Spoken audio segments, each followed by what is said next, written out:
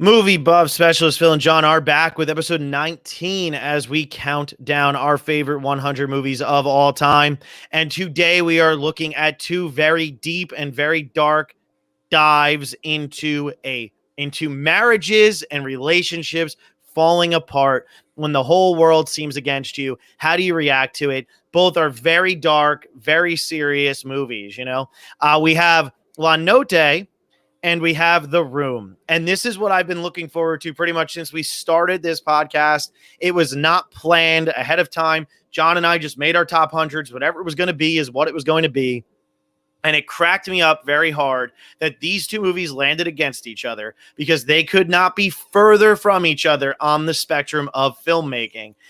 But they are both trying to be about something kind of similar, which is what happens when like the love of your life doesn't care anymore.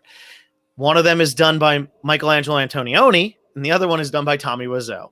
Kind of comes down to what your preference is, but I think we can all agree that The Room is a bad movie. It is just very damn entertaining, without a doubt. Probably the hardest you're going to laugh at a movie for a while. La Notte, John, did it have as many laughs as The Room did? Oh my, La Notte is such a depressing movie. You start that movie, you get into it, and they're visiting their friend on his deathbed, and it just sets the tone for the entire film. Yeah, that's one of those movies. See, I'm not a really big fan of the Italian like the bicycle thieves. I forget what's the name of that movement. Why can I not think of that movement? With the bicycle thieves and all of Rossellini's movies and all that. To me, that wasn't really my style. Rome Open City, movies like that. Why I don't neorealism? Is that what it is? Italian neorealism. That's it. Italian neorealism never really did it for me. But Antonioni, he knows how to just go dark, but keep it so relatable that this movie came out in 1961. It's 2021. We're watching this 60 years later. I'm not Italian. I have not made it as a writer. None of I don't go hang out at parties with billionaires who sit around and talk about business. And yet it still feels like a relatable movie after all of that. And I think that's something that from other Italian neorealism I don't necessarily get. So yeah, this movie, from the opening shot of just this descent in the elevator along this skyscraper as this city and town start to come into view behind you, like things are changing, maybe not necessarily for the better. And Antonioni loves to do that and just stack his movies with symbolism and whatever. If anybody hasn't seen The Passenger, that's a great one. That one is Jack Nicholson. So that one's actually in English. So if you aren't a big subtitle reading fan, that would probably be your best bet to go watch if you enjoyed La Notte, if this was your first time watching La Notte. John, which this was your first time watching La Notte, right? Yeah, it was. And I wasn't really sure what to expect. I haven't really delved into Italian neorealism all that much, but it's a very well done film. It's shot exquisitely. There are moments in this film where you're just looking at the screen and you're just like, this is absolutely gorgeous. Mm-hmm. And it's simple. Antonioni's decision to have bare walls a lot of the times and not a lot of background really leads to the positioning of characters to be more enhanced in the shots. And it was a great film. I was getting through it and I was like, okay, like this is probably going to land at like a 3.5 for me. And then that last little bit happens after the party. And it's just like, nope, this is a 4. Yeah. This hit home right there. And this is an incredible work of art. Well, one of our big listeners here, John. So it's a good thing you said that, because one of our big listeners here, one of my friends, La Notte is his favorite movie of all time. And he actually did send me a text at one point and said, if your buddy doesn't put La Notte as a 4-star movie, dump him and do the show alone. And it's funny because you were about to go 3.5 and then you upped it to 4, which is good because you might have saved yourself a job here, John. Otherwise, you might be back on the working line there. So, but no, I'm glad. To me, this movie is 3 different movies. It's 4 different movies, and it's very much broken up into a act 1, which doesn't really, it sets the tone, but it doesn't really have much to do with what follows. Act 2, which is after Marcello Mastroianni kind of admits to his wife, like that, what he did in the hospital, which is so bizarre and all of that. And like her just kind of wandering around and the two of them trying to rekindle this. And then act 3, where it's we don't like each other. We don't like the lives we're leading. And that's the entire party sequence. And then you have your epilogue, your falling action, which is when they're sitting on the golf course and you read this note. So I just sit here and I think that it's very well divided, although it does feel like there are different, it's all clearly one movie, but there are three very distinct storylines in this movie, or at least three very distinct time periods in this movie. Yeah, absolutely. And it actually, you get so used to it through the first two because they're both of very similar length. And then the party scene is substantially longer than, or the party setting, I should say, is substantially longer than those other two acts, as we've called them. And you're just kind of wondering, oh, well, that's an interesting decision to do that. But you can see everything that's happening in that party is just so reflective of how both Giovanni and Jean Moreau. I don't know. I can never remember names from movies, man. It's so bad. Lydia, I got it. I wrote it down. I just had to find it. And Lydia are feeling. And it's great because as the film progresses, you really see it on their faces, just how unhappy they are. Yeah, and I think that it's so difficult. Okay, so first I will say this. Stanley Kubrick goes on the record and says this is one of his top 10 favorite movies of all time. It 100% makes sense why he goes on to make Eyes Wide Shut, which was his last movie, but it makes sense why he makes that movie because they're both very much about this, like, we feel kind of neglected or we feel rejected, neglected and rejected. You're feeling both. Eyes Wide Shut starts with the whole, hey, I thought about this. And then it leads to this odyssey of just walking through, even though nothing really happened. And in this movie, it's something similar where it's, hey, I just want to let you know what happened. And they're both feeling down about the friend dying and all of that. And it just starts to lead to this, just like sense of dread the entire time. And I think it's so hard to create a feeling of dread when the movie is just about people. Like, this isn't a horror movie. This isn't an action movie. This isn't anything else. This is just a movie about a couple that is entirely unhappy with each other. And I love how Antonioni is able to create this feeling throughout the entire movie and never let up, but keep you enthralled in what's going on. Because in the hands of a lesser director, this is a boring movie. This movie has been made before, very, very boring.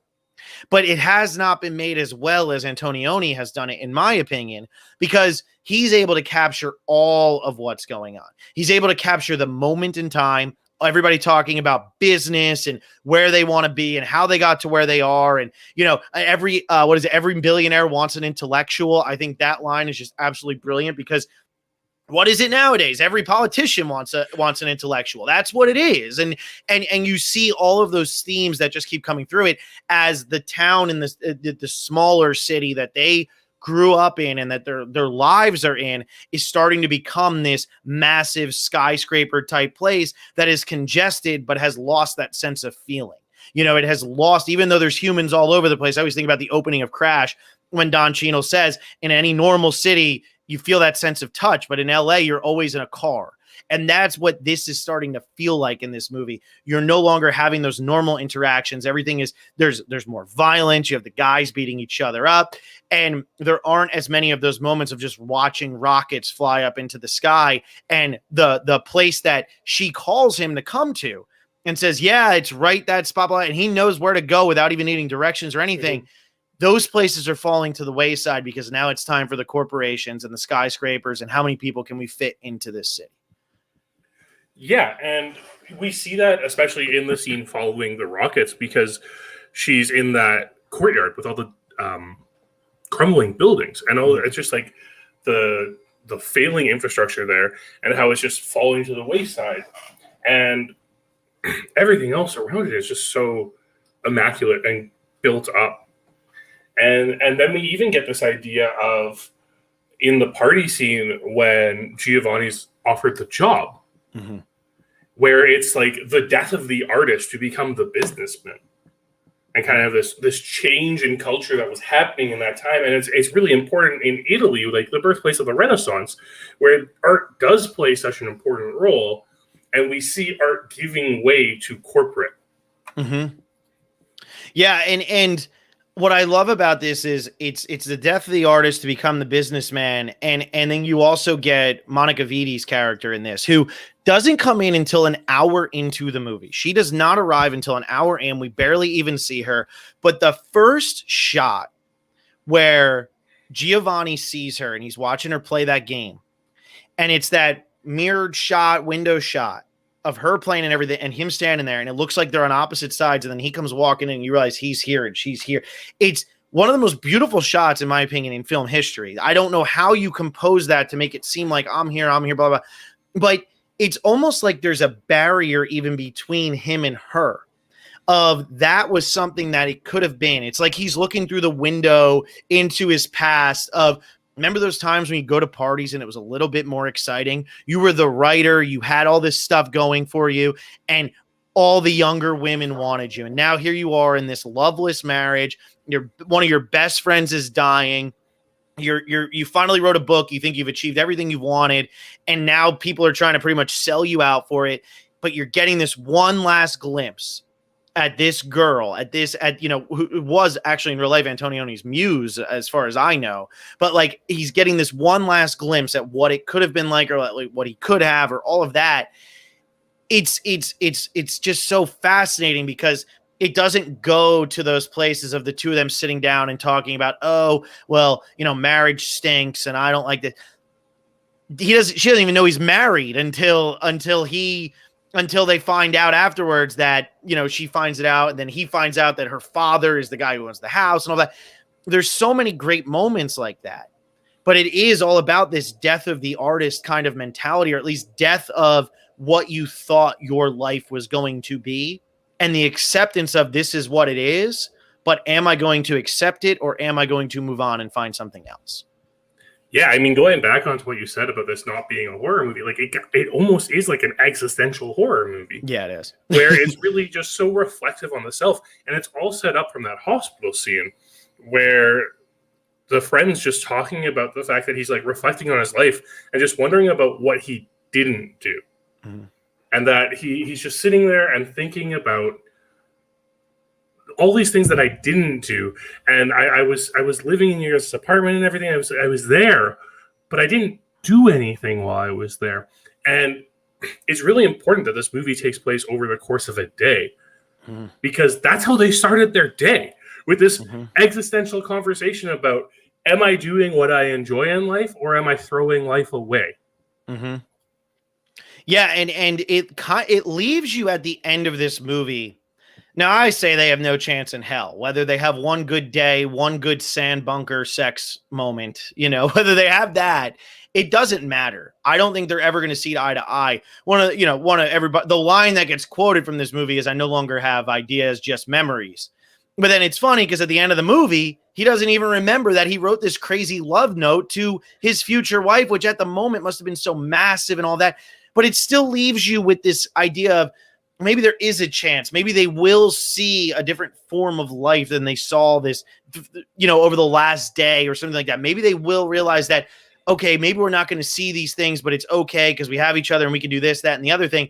In the back of your head, like, they're not doing much. They're not going to grow much together beyond this point. It's almost going to be, can they get used to it? Or are they going to say, no, I don't want to get used to it anymore? Because, movies that I have on my list that are kind of relationship based, it's Lost in Translation, Blue Valentine, movies like that, where they are very much about people who aren't achieving the dreams that they set out for themselves. And that's what brings them down. And I think this movie does a really good job of giving you two characters who they've achieved some part of a dream. They've achieved something of what they always thought they wanted, but they haven't achieved everything. And because they haven't achieved everything, they feel this emptiness, and they're kind of taking it out on their spouse, because they don't know who else to take it out on, because they don't care about anybody else who's around them either. They don't have a good friend they can confide in, because everybody's just as empty as they are. Yeah. And that's one of the big things with this film is like all the characters in this film are incredibly selfish because they're not considering the feelings of the other person in here, right? Like neither Lydia nor Giovanni are thinking about what the other feels about them. But sometimes that's what happens in a relationship. And I mean, I can tell you from personal experience, when someone in a relationship says, hey, I don't love you anymore, and I can't love you anymore, you can try for a long, long time, but you're not getting that back. Mm-hmm. So you're completely right. Like they can have all the sand bunker sex they want, but it's not going to repair the damages that have already happened. Because looking back again on what has happened and what you did and didn't do, it's happened. And if all you don't have are memories instead of thoughts, then you're just going to keep remembering the fact that you were unhappy. Yep. Yeah. And it's like the numbness. There's no more excitement. And it's not just that there's no more excitement with each other. They're not finding excitement in anything they're doing. They're showing up to billionaires' parties late because they tried going to something else first. They tried going to a club where neither one of them enjoyed themselves at all. They didn't even like being around each other. They're trying everything they can. I mean, Lydia's walking around all of Milan just looking for something.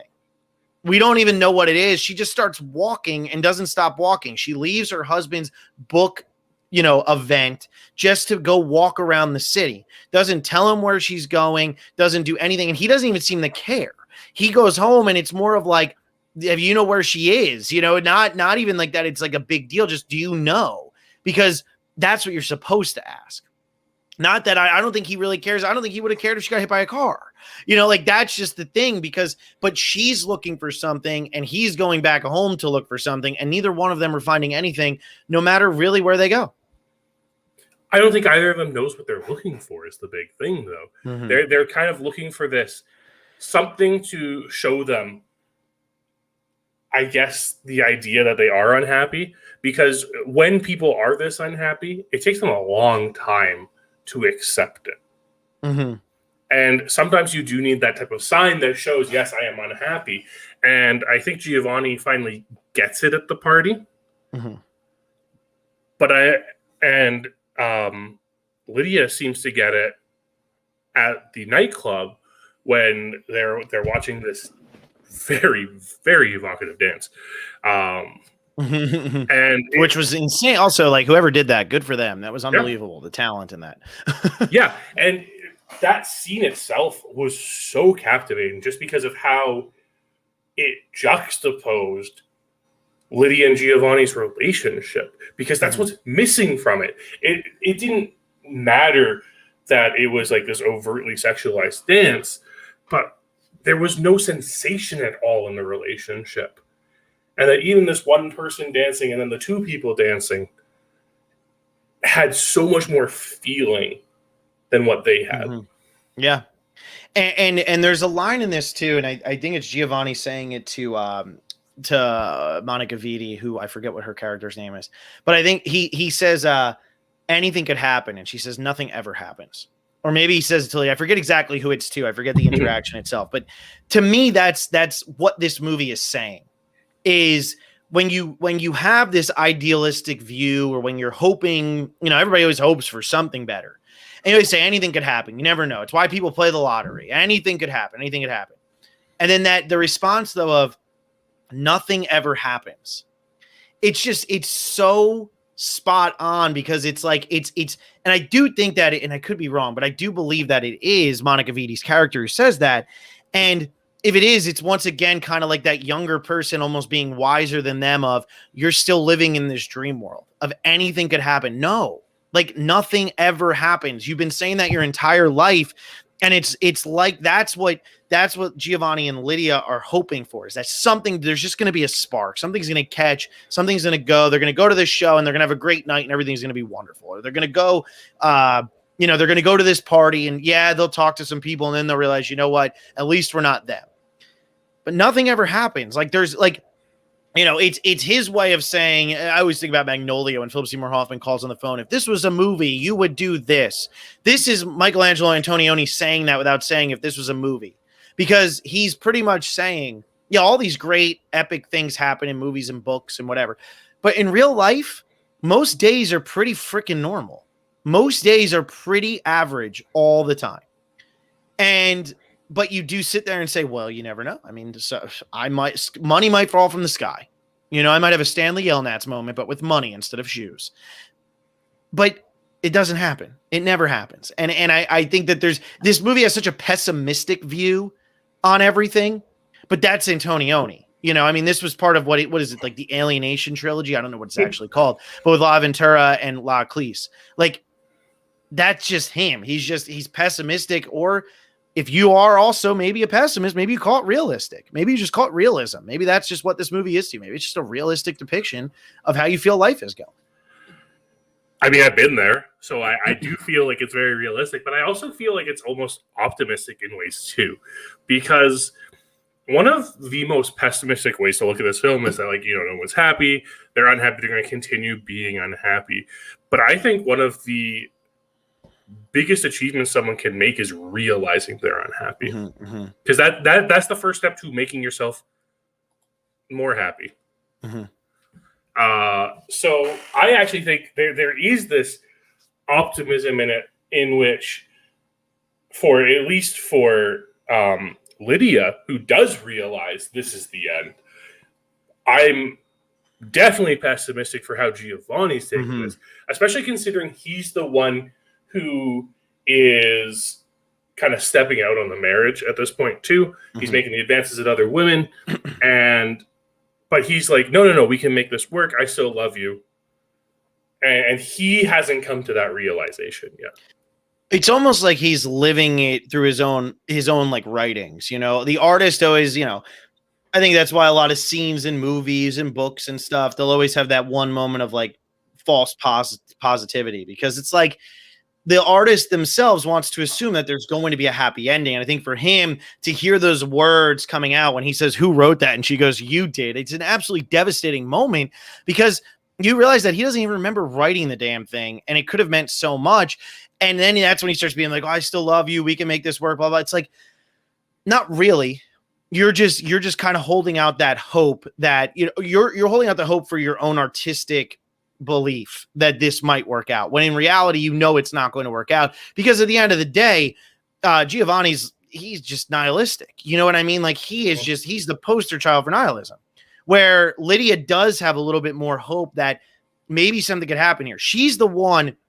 And, I mean, there's so much. This movie is impossible to talk about in a half hour and be like, here's where the symbolism and this and that and blah, blah, blah, and blah, blah. And I have to do my research on 1961 Milan and all of that. But she's the one who goes and breaks up the fight between the guys, almost as a, hey, we don't need this. This isn't what has to happen. There is a way to continue on through our time, our history, our whatever, our lives without this. It doesn't have to resort to this. And I think her breaking up that fight shows a bit of optimism, because if Giovanni saw that fight, he would have just kept walking and said, sucks to be them. One of them might die today, and I don't care.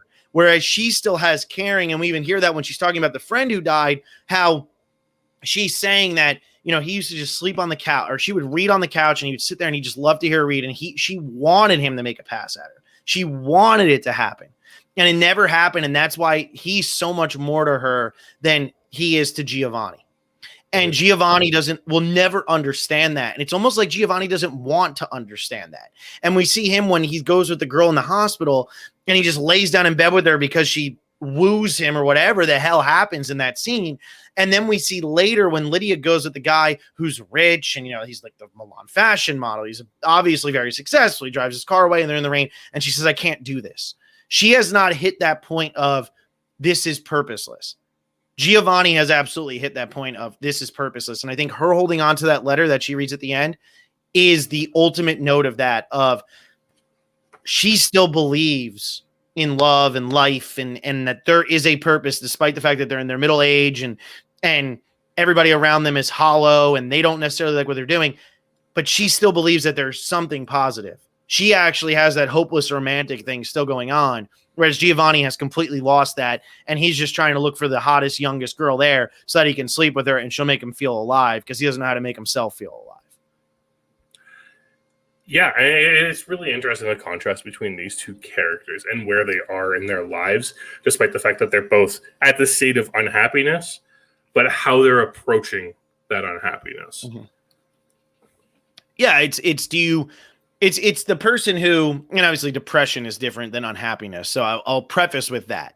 But it's the person who, when things are going bad, they lay in bed and they don't move, and the person who, when things are going bad, they try to kind of take control of the things that are going bad. And Giovanni's the guy who would lay in bed. He asks the neighbor, "Where's my wife?" And if his wife doesn't call, does he ever go and look for her? I don't know. I really don't think he would have. And when she gets the call that he died, she calls into the hospital to see how's he doing. Not Giovanni, but the other guy. How's he doing? Oh, he died. She doesn't even go and tell Giovanni. She doesn't even tell him. Why? Because he doesn't need to know yet. And then when she does tell him, it's almost like she's had her time to process and now she can deal with his bullshit reaction because it's not going to be an authentic reaction. I don't know much about Antonioni and his life. I never really researched him kind of the way that you do like these newer school, but I do feel that he always kind of felt distant. I feel like there's something in his life. If you look at his protagonists throughout his movies, the men are always hollow characters. I mean, The Passenger is literally about a guy who just takes over the identity of a guy he finds murdered in a hotel room. And he just starts wandering around. That's the movie. And so like when you sit down and you watch that, you say to yourself, okay, only somebody who really has felt this way would write something like that. And so I do think that Antonioni had a very negative view on how men started to feel and how he started to feel once he started to find success. And as he started to kind of get into these inner circles, that it didn't make a difference to him. None of it really mattered and it didn't feel good. And so maybe the women in his life, he always felt were a little bit more hopeful, a little bit more optimistic than he ever could be. Or maybe they both just reflect himself. Mm-hmm. And like one is the oppressive distant side and one is the subtle optimistic side. Because the big thing is there are so many long segments where we just don't see Lydia in this film.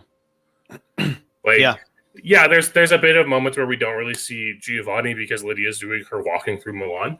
But for the most part, Giovanni's the one we see on our screen.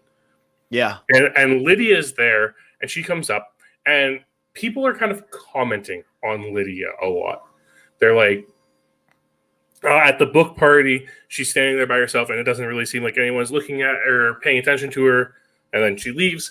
And then at the party at night, she's on the balcony by herself. And they're just like, what are you doing by yourself? Mm-hmm. Mm-hmm. And, of course, that's also the moment where there's a realization that someone's married. But yeah. And I'm not there to ruin marriages. And yet what ends up happening, like, then Monica Vitti sits down and still sits with him and does whatever. And then I love the recording where you see her artistic side, but then she'll rip it up afterwards when he says it's really good. He wants to hear it again. And she erases it because, no, it's stupid.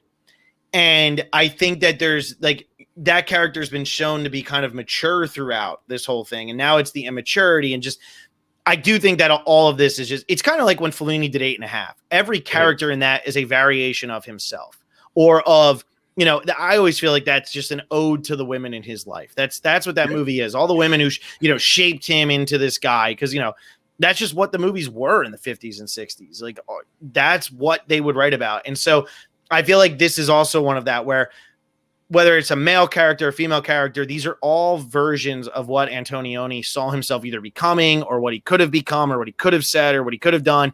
And, just being hopeful. I always think of, Antonioni and Fellini to me are the two best Italian directors. And I know there's a lot, but those are my two favorites. And I was thinking about the end of La Dolce Vita.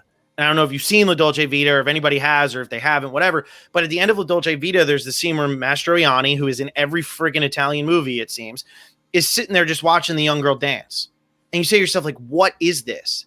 But it's just that idea of like, where does that girl doesn't know the crap that we go through as we get older. She doesn't know what's going to happen.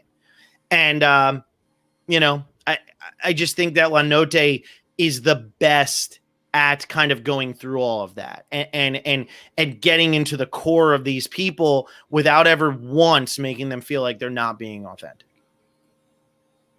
Yeah, I absolutely agree. And part of it comes down to Antonioni's direction and how he has the moving and stuff.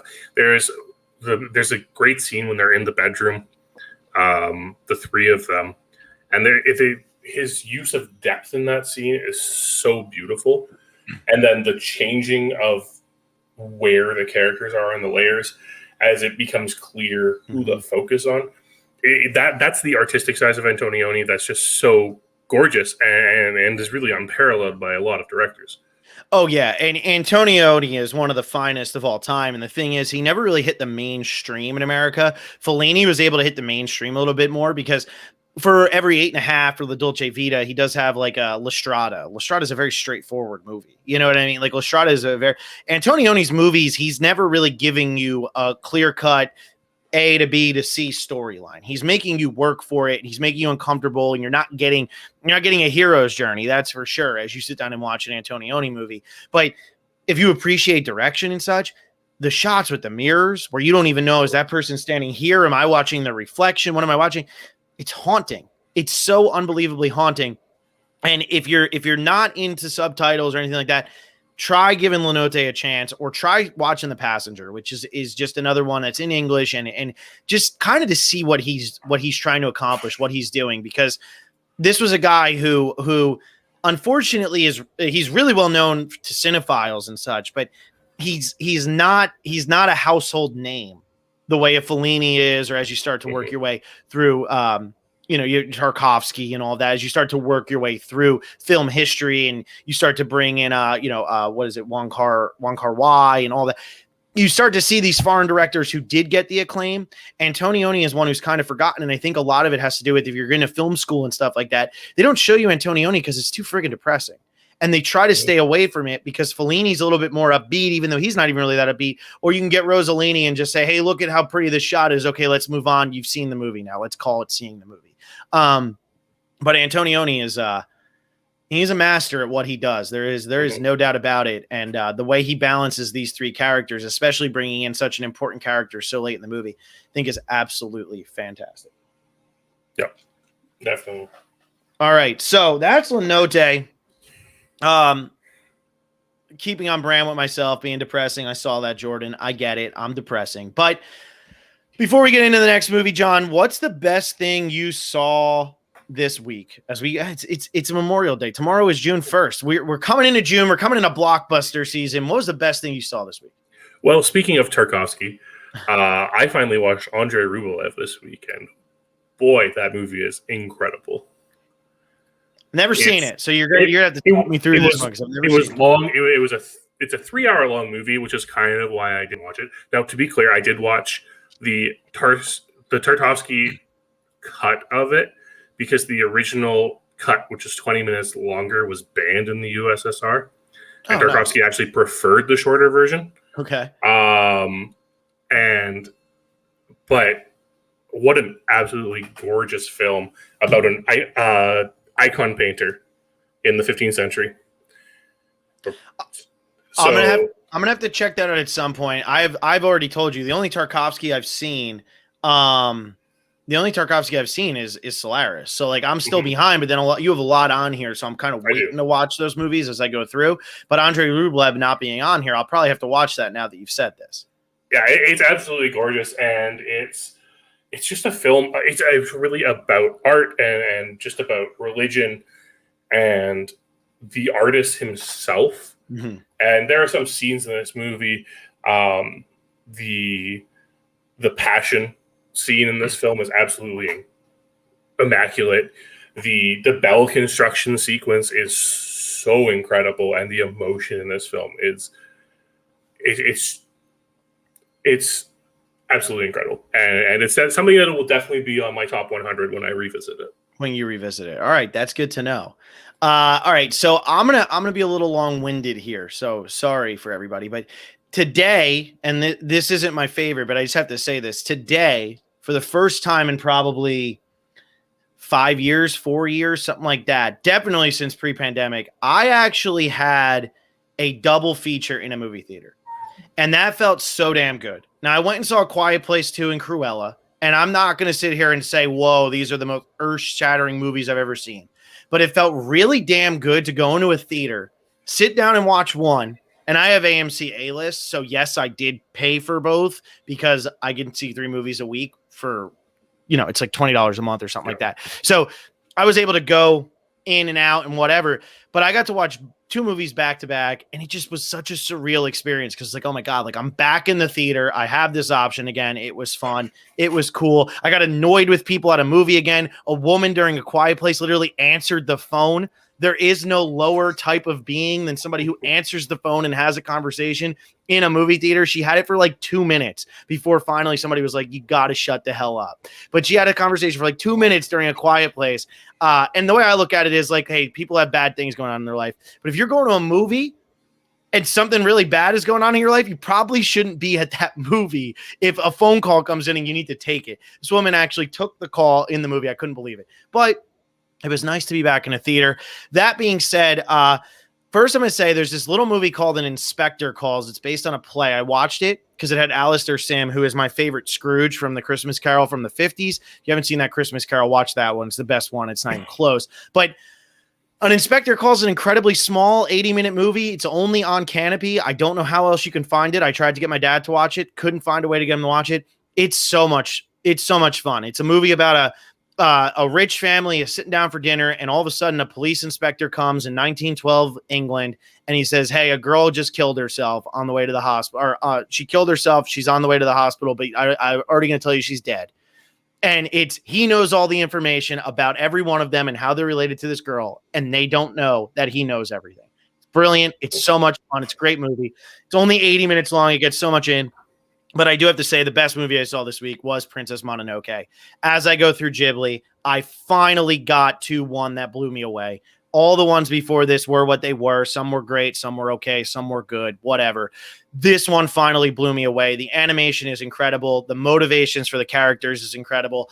And just this whole movie in general, the look of it, the epicness of it doesn't feel like a regular animated movie. And when people are getting their heads shot off by arrows and they're literally flying away, hey, kids, that's a weird word to put there. Kids, when you're talking about people getting their heads blown off.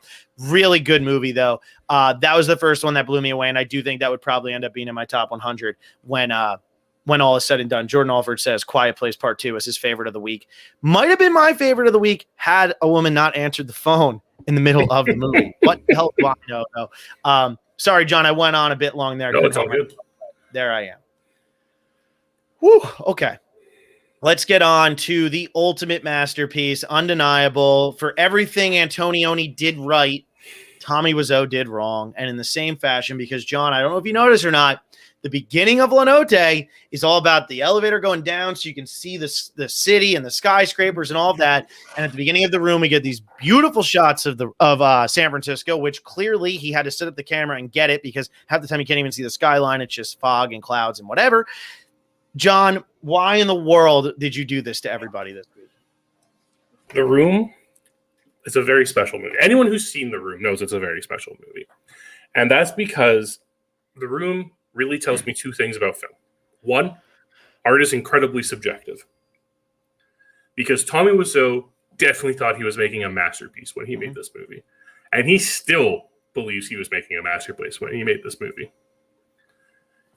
And 2, film is also an experience. And it's so much more than just watching a film and analyzing it for the sake of art.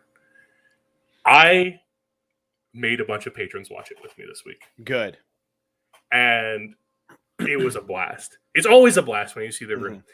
The first time I saw The Room was in theaters. It was at a midnight screening. And that's just the type of experience that really encapsulates a film. And yes, there is no redeeming qualities of this film at all. But that's also what redeems it, because there isn't a single good thing that happens in this movie. No. There's no special camera shot that's just, oh my God, excellent. There's no performance, which just blows everyone else out of the water.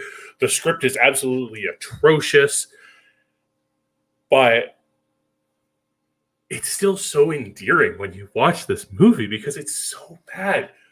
And it's almost to the point where it's so bad, you think it had to intentionally be made that way. Because nobody can try to make something good and have this be the result. Yeah. And so that's where, like, when I'm making my top 100, that's why this movie wouldn't be there, because the intention.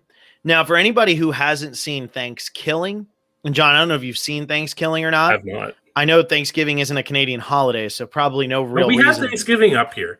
It's just a month and a half earlier. Yeah, it's not on the right day. You guys have it at the wrong time. But Thanksgiving, the intention was to make a horrible, god-awful movie. Mm-hmm. And it is hilarious the same way The Room is. It was one of those movies that in college, my friends and I, we'd watch every single year. And it's a killer turkey, and it's a hand puppet, and it's ridiculous. And they know they're making a bad movie. Tommy Wiseau really thought he was making a good movie with this one. But like you were saying, it's an experience. And this came out in 2003. So I was only 11 years old when it came out. But I remember when I got to high school, my friend, when we were like 15, 16, something like that, he said, "Hey, have you ever seen or heard of The Room?" And I was like, "No." And he's like, "Well, I just bought it. We have to watch it. It's supposed to be the worst movie ever." I'm like, "Fine." Like, my friend was weird. He was into that stuff. And so we got our guys and girls cross country team. We watched it in my backyard on a crappy square cube TV that we had like 40 extension cords that would run all the way up. And we all sat there and we watched it. And it was one of the funniest freaking things of all time. We couldn't stop laughing the entire time. And there's something about this movie where then you get these movies that try to kind of follow it, like The Human Centipede and things like that, where it's like, we're going to make a bad movie that you're going to love. Oh, look at it. It's going to be that shock culture type movie of everybody's going to catch on. Nothing will ever catch on like The Room did. This was the Plan 9 from outer space. You know what I mean? Like, this is that movie where it's so god-awful that anything else that is this bad, we don't have the time for, because The Room's already done it. And you don't even deserve the ridicule that Tommy Wiseau and Greg Sestero got for this movie, and Juliette Daniel. Like, you don't even deserve that, because it's already been done in the absolute best way it could possibly be done, and that's The Room. And what's funny is, if you go down the list of our top 100 movies, I have The Godfathers, I have Psycho, I have movies like that. I would say that between the 200 movies, and granted, we might have 30 crossovers. Let's say there's 170 movies. I would say The Room is in the top 10% most iconic of the 170 movies we have on there, because everyone knows this movie. Greg Sestero, who plays Mark in this movie, was able to go on to write a book about this, get it optioned, and have his movie made into an Academy Award nominated screenplay. Like, that's how iconic this is. Everybody knows everything now, because it was made into The Disaster Artist, and that opened the eyes to The Room. My fiance had never seen this movie, and I sat down to start watching it, and she was like, "Oh, no, I'll watch it." And I was like, "It's really bad." And she didn't believe me. So, like, she was kind of going around cleaning and stuff while I was just sitting there watching it, and she would just hear some of the scenes and be like, "That can't be real." And I'm like, "No, I told you it was bad." But when you hear, "Oh, it's the worst movie ever," you don't actually imagine it could be as bad as this movie is. No, and I think part of what makes it so why The Room is the one that really excelled in this area where it's so bad it's good is the fact that the intention behind it was so there. And the intention wasn't to make a bad movie to be good, because it was intended to be a good movie, and you can tell how serious everyone's taking it. And the fact that Tommy Wiseau's our lead character and our screenwriter and our director and our producer and everything on the film. And you can tell it's his passion project. And then you look at Tommy Wiseau and you're like, how is this man leading this film when Greg Sestero's in this movie? Oh, it doesn't even make sense. And it's just, it's hilarious though, because that's why it works. And also the fact that we still know so little about Tommy Wiseau even after all of this, we know kind of little pieces here and there because of what Sestero had written in the book. We don't really know his birth date. We don't know how old he is. People kind of guess on it, but he says he's born in the 60s. Sestero says he's born in the 50s. We don't really know officially when he was born. We know so little about him that I think it does make it better that he's the lead. That's what makes it funnier. Like if Sestero's in this, it's almost sad for him. But because it's Tommy Wiseau, and like we're supposed to believe that Juliette Daniel would really think that he was, you know, like worthwhile anyway, even though she's like 20 years younger than him blatantly. And then everybody's going after her like she's like a 10. And I think in the Disaster Artist, like anybody else notice like she's really not that hot? Like anybody else knows that? Like I think they say that in the Disaster Artist because it's just so over the top the entire time. It's so over the top bad. And that's because you can't believe Tommy Wiseau's line delivery. You can't believe Tommy Wiseau's anything. And then you have a character like Denny who just keeps coming in. And it's like, oh yeah, he's in high school, and you're like, why is he jumping in bed with them then? Like, what the hell? And like, why is that not being addressed? And who are these two people who came into the house just to have sex for literally no reason? Like, there's just so many of those moments, and I don't know. It just, I think Tommy Wiseau, despite how untalented he is a very likable guy. And I feel that people around the world have just kind of bought into the mystery that is him. And that's why The Room excels. Because what kind of guy takes it this seriously and thinks like this and wants to make a great movie and makes one so bad and is still kind of okay with being the butt of the joke, but has still remained so private? And yeah, I know you can't find The Room online. You have to buy it from him, all of that stuff. But he still has remained private with his public life. Like that's crazy to me. Yeah. And really what he did was he created a character for himself, and he has become this cult sensation. There are a lot of people who haven't seen The Room. I mean, the patrons I had that I watched it with this week had never even heard of it before I told them that we were watching it this week. And it's just Tommy Wiseau has embraced what The Room has become. And that's the biggest thing. He spent his time saying, no, this is an incredible film. It's one of the best movies ever made.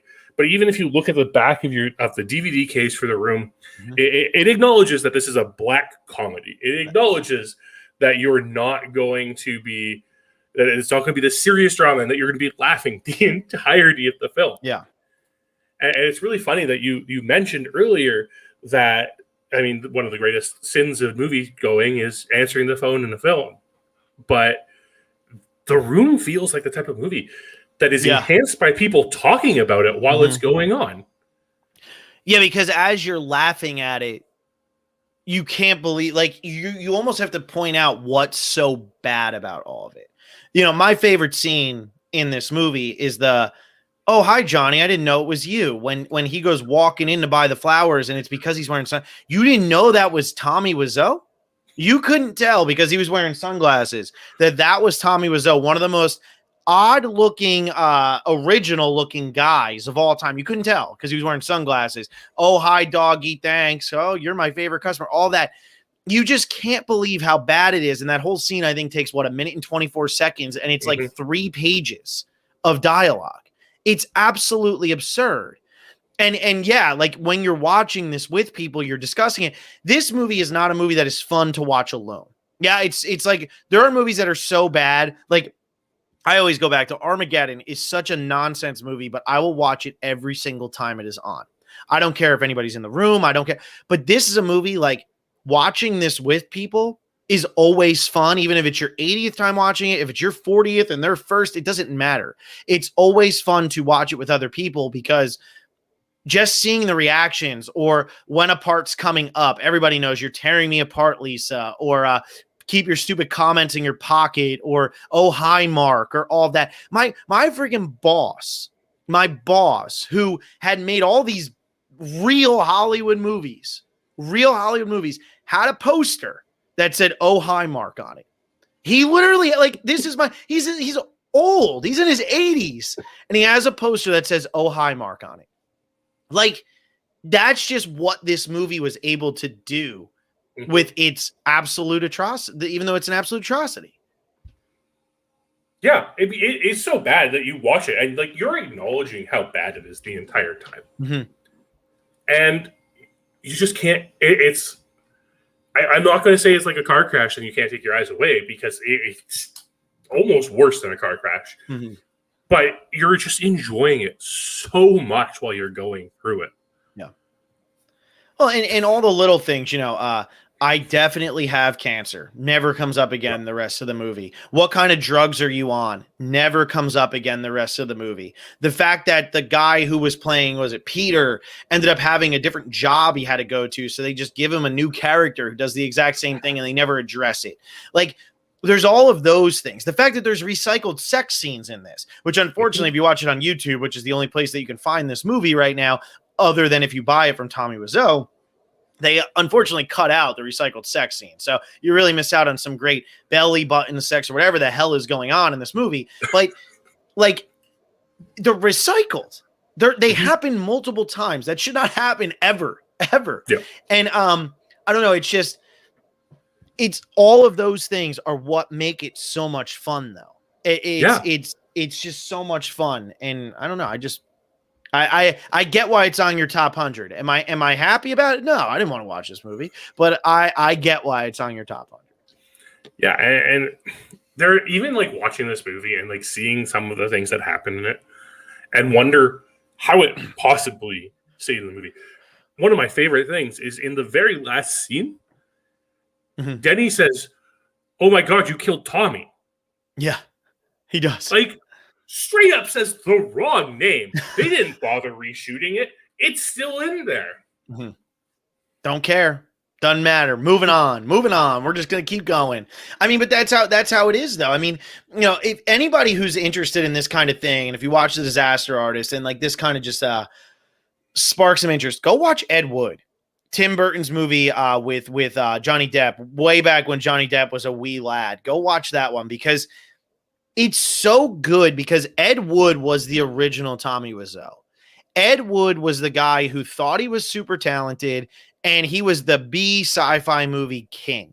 He was the original Tommy Wiseau. He would go around, he would make these movies, and I think at the end of Ed Wood, he says, "This is my Citizen Kane." And it's Plan 9 from Outer Space, and it is his Citizen Kane. It's the movie everybody remembers him for. Maybe he says, "This is the movie I'm going to be remembered for." And he's not wrong. He's remembered for it. And he's remembered for it for all the wrong reasons, for the same reason that Tommy Wiseau is being remembered for The Room. So if you find this fascinating, it's such a great movie. Martin Landau won the Oscar for Best Supporting Actor. He plays Bela Lugosi in it, because Bela Lugosi was the original Dracula. Towards the end of his career, couldn't get roles. And I don't know if he's a drug addict or something like that, but he just started going in Ed Wood movies because Ed Wood would get him work. And Ed Wood was seen as this kind of like guy for misfits. If you're a misfit, come here, come to my movie. I'll put you in it. I don't care if you're washed up, whatever it is. And that's kind of the what Tommy Wiseau has done. Tommy Wiseau, at the end of the day, he's not like a fame whore or anything like that. He very much is one of those people who's like, the world would be a better place if we were nicer to each other. He believes that stuff. Does he do it in a hokey way? And is he ridiculous? Yeah, he is. But he's trying to create good in the world in any way he can. And I think he said at one point, after the movie got completely panned, but it had really picked up popularity, he said, "If people sit down and watch my movie and have fun and they enjoy it, then I did what I was supposed to do." He made a horrible movie, but he did what he was supposed to do. Well, it really goes to show how much he endorses how people have embraced the film. Like, he, for a long time, he would go to every showing of it in LA. Right? Like, there was a showing of it in LA. He would go and he would talk to the audience beforehand about it and make it very clear that he was intending to make a very serious movie. But he plays along with it. And when you go see The Room in theaters, it is quite the experience. You have people throwing spoons every time there is a picture of spoons on screen. There are a lot of spoons in pictures in this movie. You have people playing football whenever people are playing football. You have people yelling "Hi, Danny" and "Bye, Danny" every time he leaves the scene. It's ridiculous. It's one of those cult showings that you just have to experience yourself.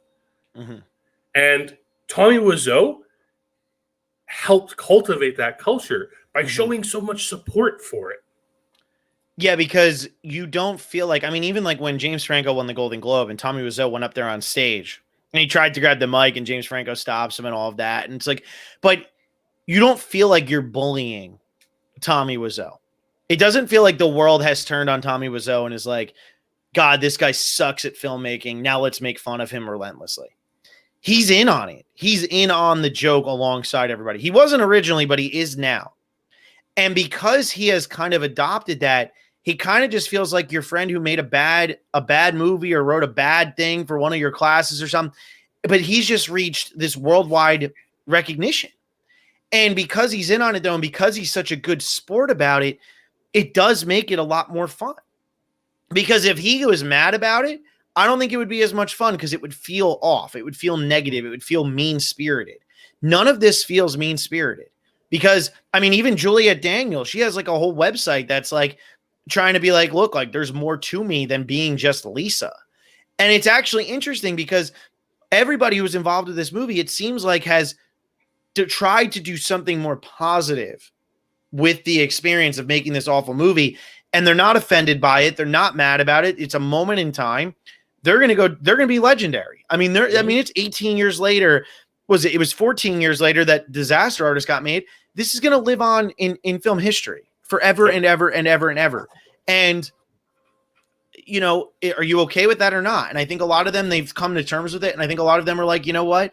It's kind of cool that we are as popular as we are in this ridiculous like subculture, because they have a Rocky Horror-esque type following. And Rocky Horror to me is probably the biggest midnight screening movie that there is. The Room is right next to it now. And it has had a lot less legs than Rocky Horror has had.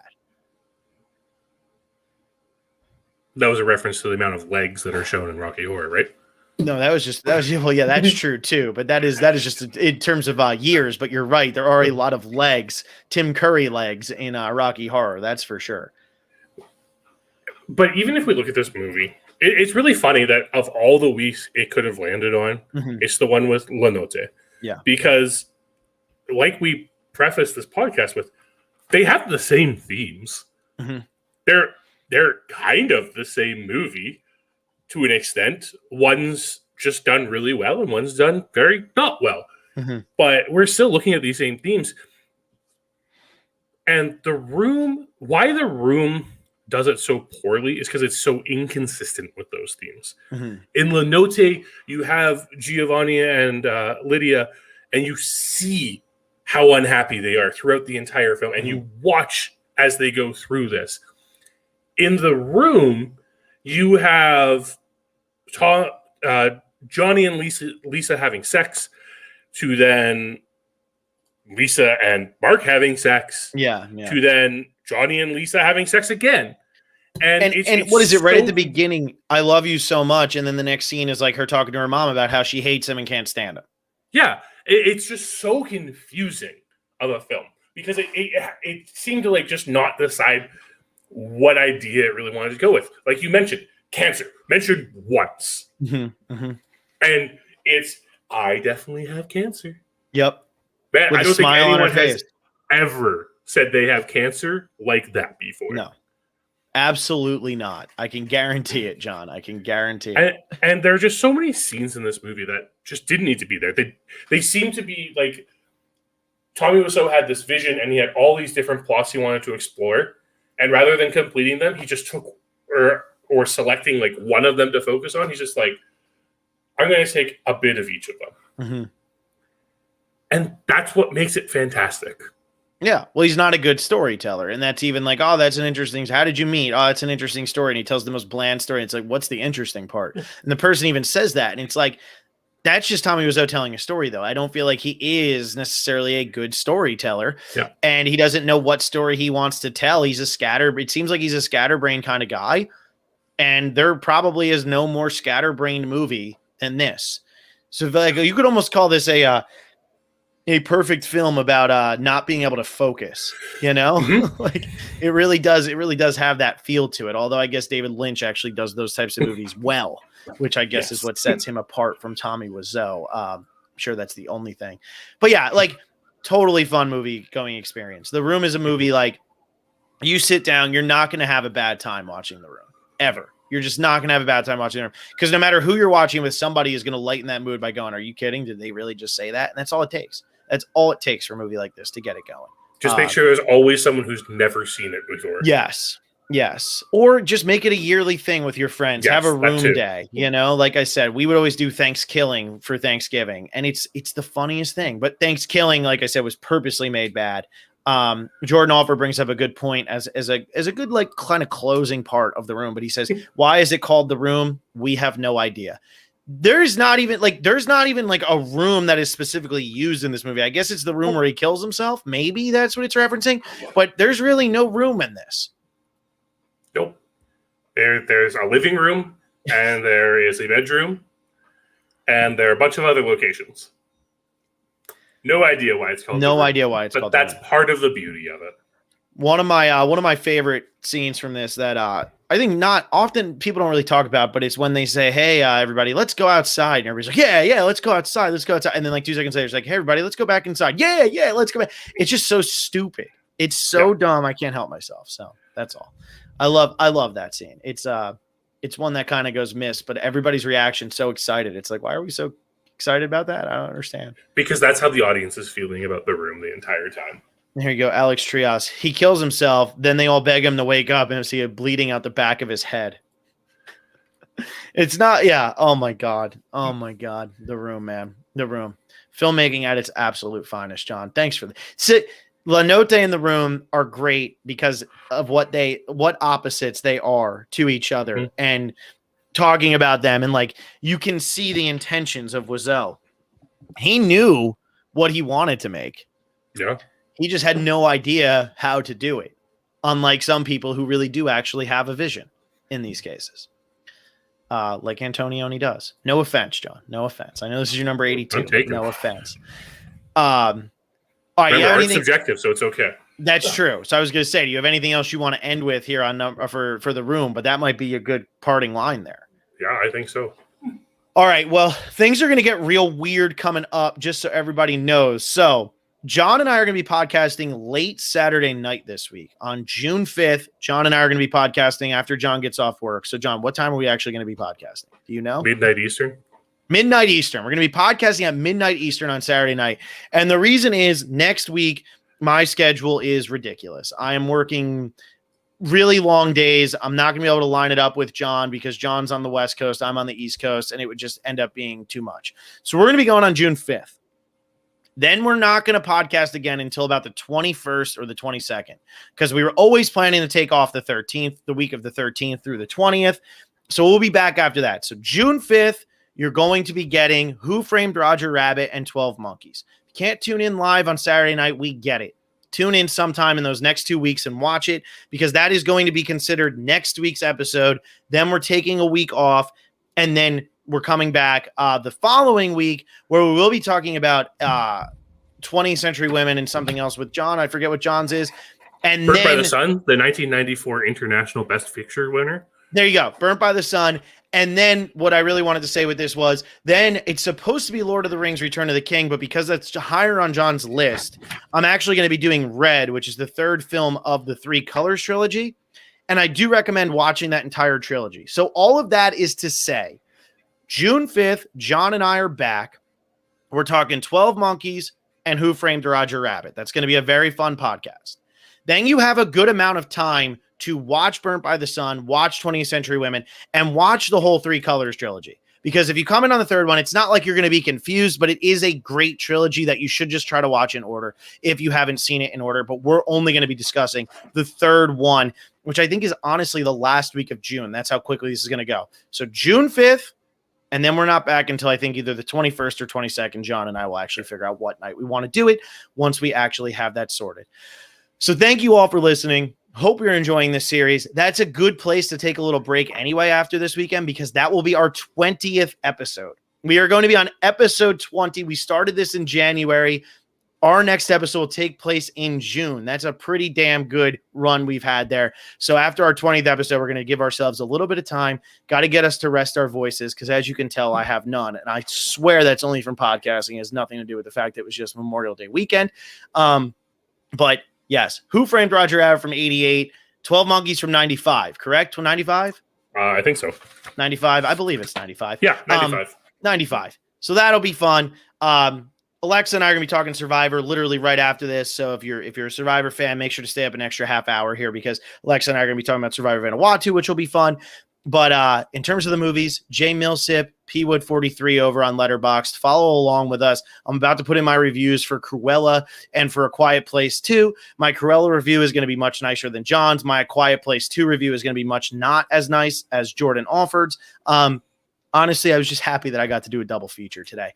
But anyway, follow us over there so you can get some updates because even when we're not necessarily podcasting, I'm sure we're still going to find ways to shove movies in. But John, I will see you on Saturday night, and everybody else, I'll see you then as well.